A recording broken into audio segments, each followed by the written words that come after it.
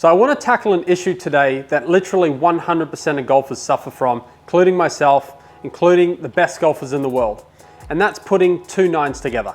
What do I mean by putting two nines together? So when you think about when you go out and play golf, the front nine might be the best nine you've ever played, and all of a sudden you just play like absolute garbage on the back nine. Or it might be that you have a terrible front nine, yet your back nine is one of your best. So you go into the clubhouse and you think, you know, what could have been? I could have had this number, or I could have had this number. If only I could have put two nines together. Now, I hope you realize that the best players in the world go around their front nine in 3 or 4 under and then come home in like 1 or 2 over. Or you've probably seen the opposite, where they have an absolutely terrible front nine and they come in with like a 6 under on the back. So if these pros aren't consistently putting two nines together, then how on earth do you think that you're going to put two nines together? Let me explain some reasons why you're probably not putting those two nines together. Reason number 1, people can barely focus for 30 seconds nowadays. Golf is asking you to focus for like 4.5 to 5 hours out in the elements. It's hot, you're drinking beer, you're eating shit food. How on earth do you think you're going to be able to focus for like 5 hours out there? Reason number 2, both nines aren't the same holes. This 9 over here is much harder than this 9 over here. This one has 2 par 3s that are like 200 yards long. This one over here has 2 par 3s that are like 150 yards long. So how are you expecting to be consistent when the two nines aren't even the same? Number 3, your nutrition and your hydration suck. There's a likelihood that you haven't even had breakfast yet. And if you have had breakfast, it's probably not a very nutritious breakfast. If you're someone who doesn't have breakfast and you stop at 9 holes and grab like a Coke and a chocolate bar and a bag of chips or whatever it might be, how do you think you're gonna fare when the most important part of your round, which is like the last 6 holes, you've got no energy left? So your nutrition and your hydration is really important. And you know what? I bet you're watching this thinking, it's not going to even play a part. And that's the whole point. If you're not taking that seriously, you're not going to have the energy to last 4 to 5 hours on the golf course. Number 4, your skill level just isn't good enough. Number 4, your skill level's just not actually that good. Reason number 4, your skill level just isn't that good. If you're a higher handicap golfer, there's probably going to be a time, maybe once, twice, maybe 5 times during the round, where you just completely spray your drive into the woods or you snap hook it out of bounds. So the better the golfer, the less likely they are to have that big miss that's going to rack up one of those big numbers. And again, if you don't have one of those big numbers on the front nine, maybe on hole 14 you just hit that one shot that you hate, and that always equals that 6, that 7, that 8 on the scorecard. Well, that's just enough to make that front nine much better than the back nine. And then it has you thinking, man, I just can't put two nines together. No, not really. You just hit one bad shot. We need to eliminate that one bad shot that's causing that entire nine to blow up. And number 5, you've got to manage your expectations. So this is how I like to explain it to people. You have a really good front nine, right? You've gone out in like even par or 2 over or whatever the score might be. You're having your best nine, 22 points. Dave, 22 points, man. Today's gonna be my day. Then all of a sudden you get onto the 10th tee, you have another par, you're thinking, man, this is the day. This is my day. I'm going to be the frickin', I'm gonna win this tournament. This is gonna be my day. And then what happens is, because you're thinking of, you know, just wanna thank my mom, my dad, my kids, Ethan, this is for you, buddy, this is for you.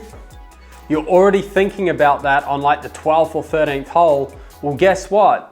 That's going to come and bite you in your backside.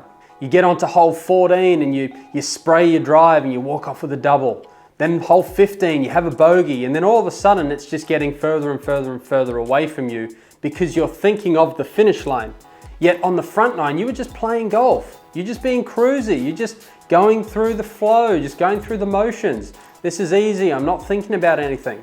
All of a sudden, one of your playing partners, oh, Darren, you're having a great day today. Dave, what did you have to, Dave? Seriously. So, if you figure out what you're doing on the front nine, we need to continue doing that on the back nine. Now, what about the opposite? We have a bad front nine and a good back nine. Well, think about this. You start with a double and a triple. First 2 holes, 5 over par.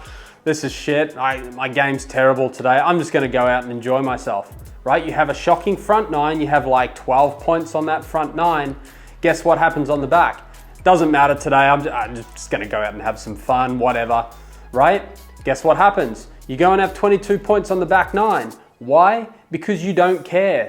All the damage was done on the first nine. So you go into the back nine with freedom.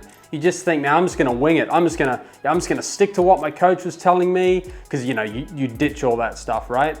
So you go in to listen to what your coach was saying, and you have that best nine, and you think, man, if only I had done that on the front nine. But the problem was, on the front nine, you got too caught up. Man, I'm gonna have the best day of golf today. No, I don't want a beer, Dave. Dave, don't want a beer. Hot chips? No, I got my muesli bar. I'm playing solid today. Then all of a sudden, double, triple. Mate, where's those hot chips? You still got the can of Coke? Yeah. Beer? Why not?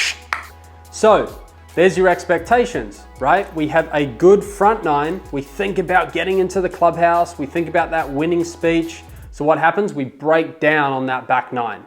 And then the opposite goes, we have a terrible front nine because you're just trying so hard. Your expectations are like way up here. So you have a terrible front nine, then you just free up on that back nine. And guess what? We have one of our best nines of our life. So, what are some strategies that we can do in order to help us make sure that we can at least try and have those nines somewhat similar? Okay, so one strategy that I would recommend, and I know it sounds a little bit cliche, but focus on one shot at a time. And basically what I'm trying to say with this is don't think too far ahead. When you've got the first tee shot on the first hole, all you are thinking about is putting a good swing on it, trying to hit the fairway, or even just trying to hit the best shot you can. That's all you've got to think about. Don't think about, man, this could be the best day ever. Don't think about that stuff.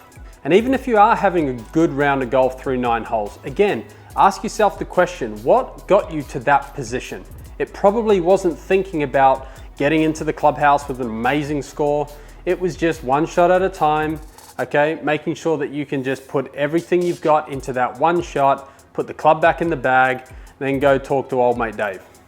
Now the second strategy I'd recommend would just be to manage your expectations. Don't go out there thinking of a score. You've had a great range session and I'm on fire today, I'm flushing it. Remember, just because you have a good range session or a good warm-up session doesn't mean you're gonna go out and play well. And then the opposite also works. Just because you have a bad range session or warm-up doesn't mean you're going to go out and have a bad round of golf. So a strategy that I like to tell my players is just to go out and accept anything that happens on the day. Today could be your greatest ever round you play, or it could be your worst. If you have an expectation of it being the greatest, more often than not, you're probably going to place more pressure on yourself, make it even more difficult to play good golf. The third strategy that I like to use, and I don't mean to brag here, but I've actually written it in my performance practice ebook, which you can find in the description below.